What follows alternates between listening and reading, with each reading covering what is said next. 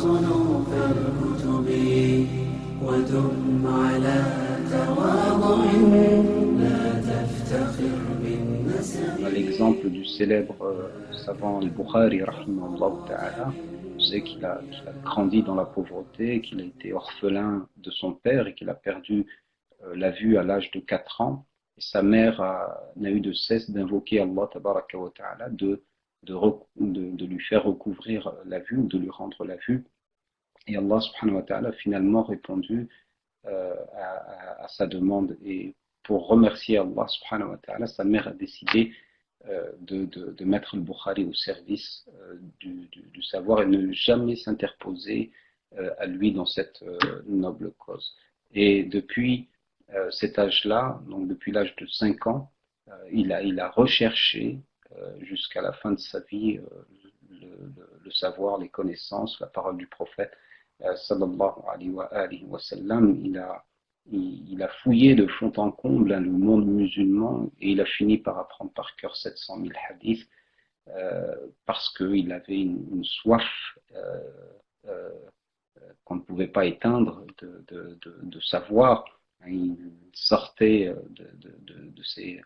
de son village pour se rendre dans les grandes contrées de l'islam, notamment il s'est rendu en Irak, il s'est rendu au Yémen pour rechercher des hadiths qu'il avait déjà, mais dont il souhaitait une chaîne de transmission beaucoup plus courte que sa propre chaîne de transmission. Parce que plus il y a des personnes dans la chaîne de transmission, plus, si vous voulez, la garantie de fiabilité ou la fiabilité de ces textes peuvent être faillibles. Et donc, plus on réduit le nombre des personnes qui ont rapporté le hadith, plus on a des chances de garantir la fiabilité du texte. Et donc, il s'est rendu pour voir un grand savant, Abd al-Razzaq al-San'ani, rahimahullah, qui était au Yémen. Et il est parti à pied de l'Irak. Donc, son voyage l'a fait transiter par les territoires sacrés de la Mecque. Et on l'a informé justement que Abd al-Razzaq était décédé. Donc après son pèlerinage, il a rebroussé chemin.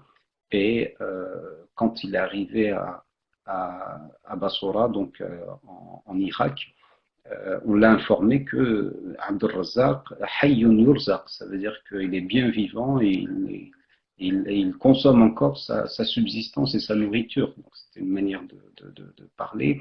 Et finalement, il a repris immédiatement la route pour retourner, pour aller à la rencontre de Abd al-Razzaq.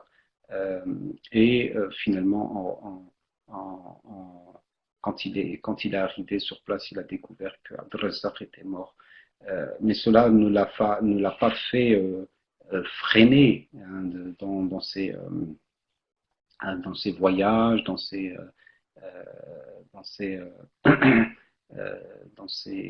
sa quête du savoir. Il en voulait toujours plus et il était un infatigable chercheur de connaissances, un assoiffé, et il est devenu effectivement ce puits de savoir.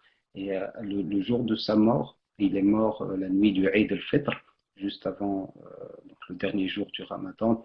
Il disait dans ses invocations avant de mourir, il demandait à Allah subhanahu wa ta'ala de le reprendre en espérant qu'il n'a pas été négligent par rapport à la tradition du prophète sallallahu alayhi wa sallam.